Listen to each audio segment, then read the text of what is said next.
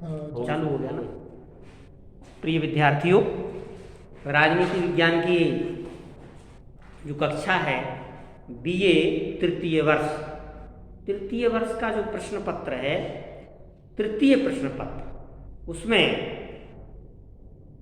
पाश्चात्य जो विचार हैं उनको पढ़ना है।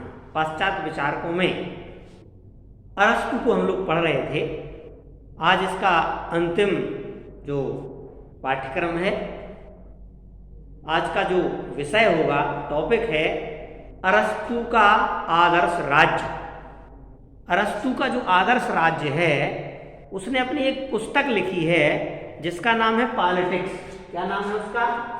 पॉलिटिक्स। अरस्तु की जो पुस्तक है पॉलिटिक्स, ये पॉलिटिक्स जो पुस्तक है, इस पॉलिटिक्स पुस्तक 7वीं और 8वीं पुस्तक के रूप में विख्यात है, जिसमें अरस्तु ने आदर्श राज्य का वर्णन किया है। वो अरस्तु ये चाहता था जिस राज्य का जो चित्रण है आदर्श राज्य का, वह उसके गुरु कौन? प्लेटो। उन्होंने रिपब्लिक के आदर्श राज्य से बहुत भिन्न बताया, क्योंकि प्लेटो जहाँ क्रांतिकारी आदर्शवादी के रूप में प्रस्तुत करता है स्वयं को, वहीं पर अरस्तु क्या करते हैं? अरस्तु एक जो है अनुदार यथार्थवादी के रूप में अपने आप को सामने रखते हैं। इस तरह से अरस्तु का आदर्श राज्य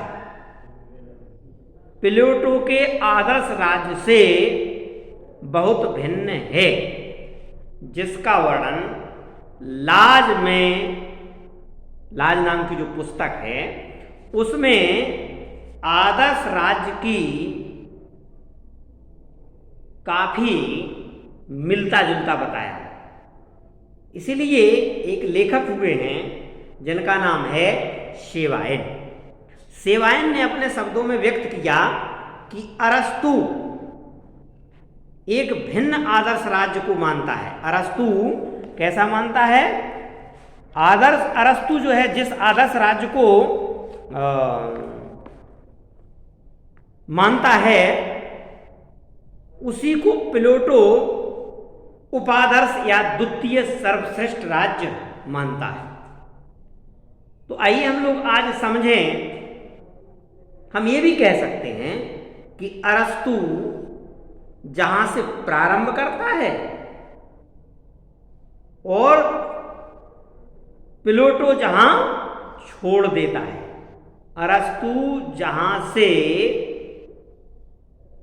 अरस्तु वहां से प्रारंभ करता है जहां से प्लेटो छोड़ देता है।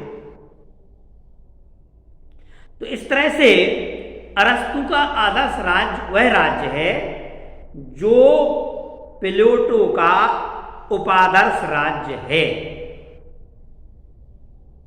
इसे सभी मनुष्यों के द्वारा, उस समय सभी मनुष्यों के द्वारा अपूर्ण पूरे विश्व में साकार रूप प्रदान कर प्राप्त किया जा सकता है मनुष्यों के द्वारा। तो ऐसे प्लेटो के आदर्श राज्य को हम पहले समझ चुके हैं कि उसका राज्य उपादर्श राज्य है, भिन्न है, जिसका रिपब्लिक में उसने वर्णन किया है, और वो क्रांतिकारी और आदर्शवादी के रूप में स्वयं को प्रस्तुत करता है। और इधर अरस्तु को देखें तो अरस्तु यथार्थवादी रूप को सामने प्रस्तुत करता है। तो ऐसे दोनों के विचारों को समझते हुए आज हम लोग अरस्तु के आदर्श राज्य का वर्णन करेंगे। अरस्तु का आदर्श राज्य कैसा होना चाहिए? तो सर्वप्रथम तो अरस्तु के राज्य की आदर्श राज्य की विशेषताएं क्या होंगी? सबसे पहली विशेषता है जनसंख्या। अरस्तु का मानना है कि राज्य में बहुत अधिक संख्या होने के कारण कानून की व्यवस्था को ठीक से नहीं किया जा सकता है। कानून की व्यवस्था बनाए रखना बहुत कठिन होता है। ये किसका मानना है? अरस्तु का। अरस्तु का मानना है कि जनसंख्या यदि अधिक है, बहुत अधिक है, तो वो कहता है कि बहुत अधिक हो और ना कम हो। यदि अधिक जनसंख्या है तो ऐसी स्थिति में कानून की व्यवस्था को बनाए रखना बहुत कठिन होता है। बहुत कम जनसंख्या अपनी आवश्यकता की पूर्ति के लिए समर्थ नहीं होती है, इसलिए अधिक कम भी नहीं होना चाहिए। तो इस प्रकार उसने कहा कि अधिकतम संख्या उतनी होनी चाहिए जितनी की आत्मनिर्भर बनाने के लिए उसकी आवश्यकताएं पूरी करने में पर्याप्त हों। इतनी जनसंख्या होना चाहिए। इसलिए वो कहता है अरस्तु कि ना अधिक होना चाहिए और ना कम होना चाहिए। पहली विशेषता। दूसरी विशेषता क्या हो गई? प्रदेश, यानी प्रदेश का आशय क्या है? भूभाग।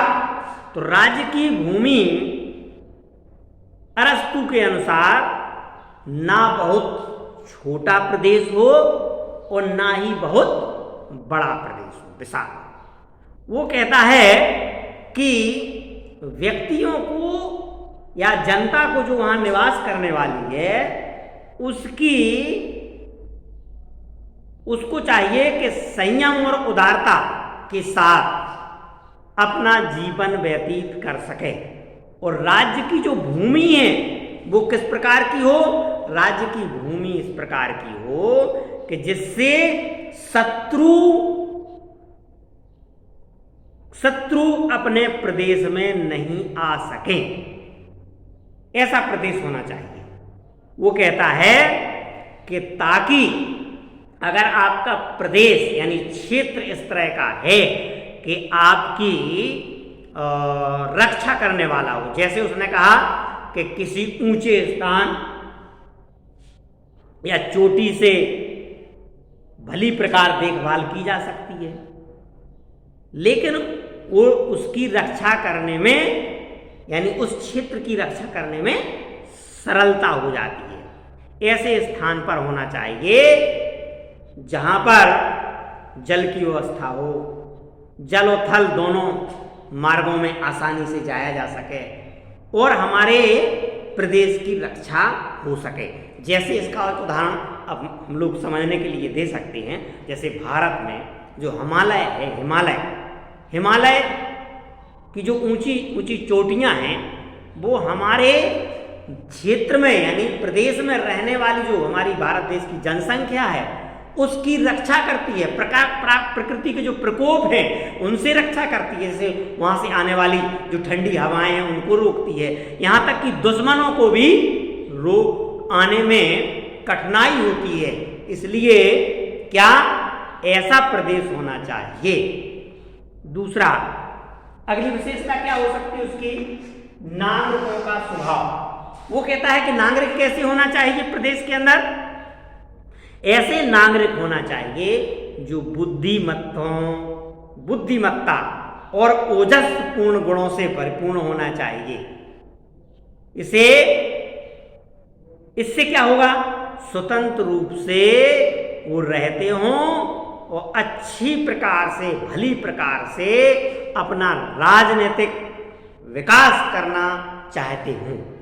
तो सुयोग्य नागरिक होना चाहिए। इसलिए सुयोग्य नागरिक कैसे आएंगे? जब हम लोग पहले पढ़ रहे थे अरस्तु के अनुसार शिक्षा की योजना, तो उसने कहा कि अरस्तु अच्छे राज्य के लिए कल्पना करना चाहता है, इसलिए प्रबुद्ध नागरिक तैयार करना चाहता है।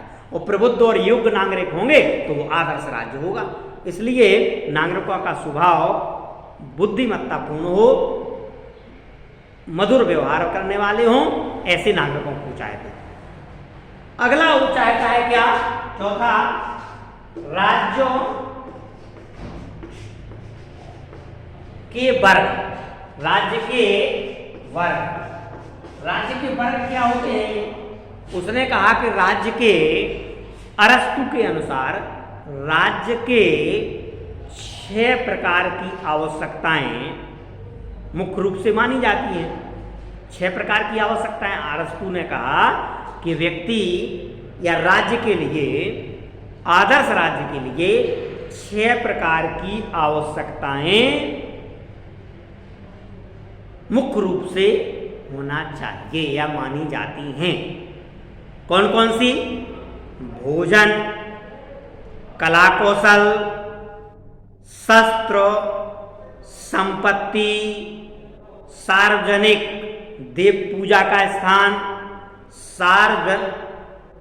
सार्वजनिक हित का निर्धारण करने वाली व्यवस्थाएं।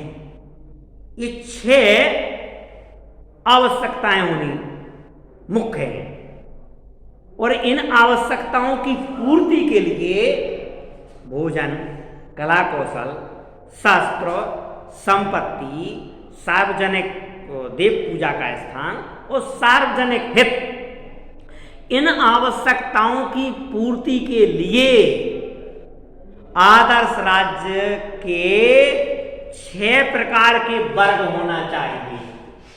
जो आवश्यकताएं हैं, इन आवश्यकताओं की पूर्ति के लिए 6 प्रकार के वर्ग होना चाहिए। वो कहता है कौन कौन से?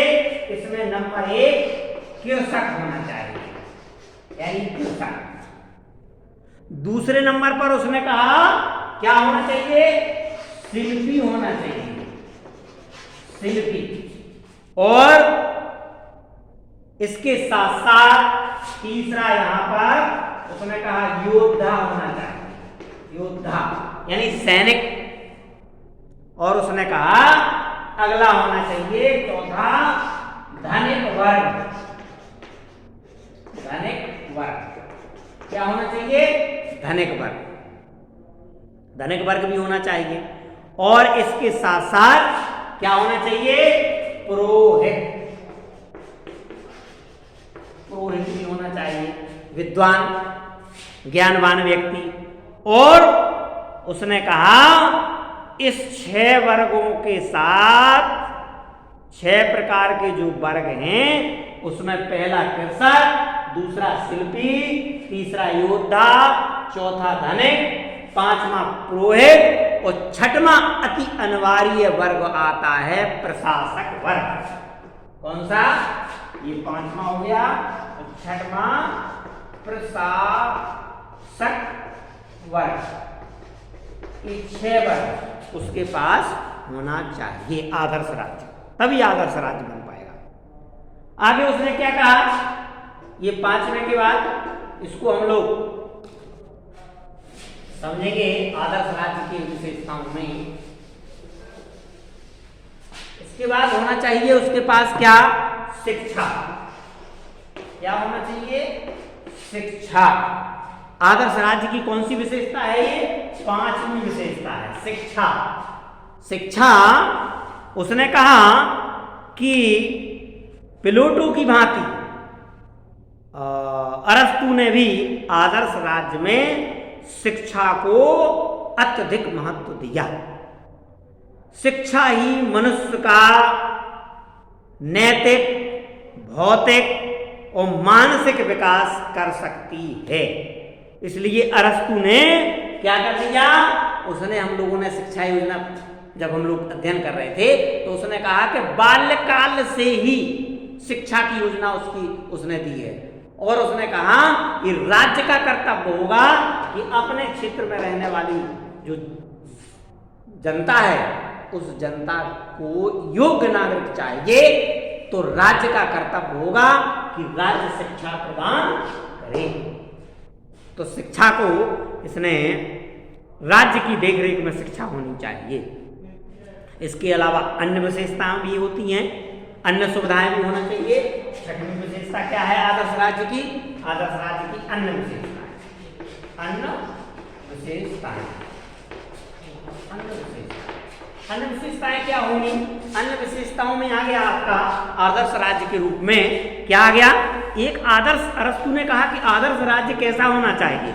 आदर्श राज्य के अंतर्गत क्या होना चाहिए? अन्य विशेषता के अंतर्गत एक आदर्श राज्य की रक्षा के लिए क्या होना चाहिए?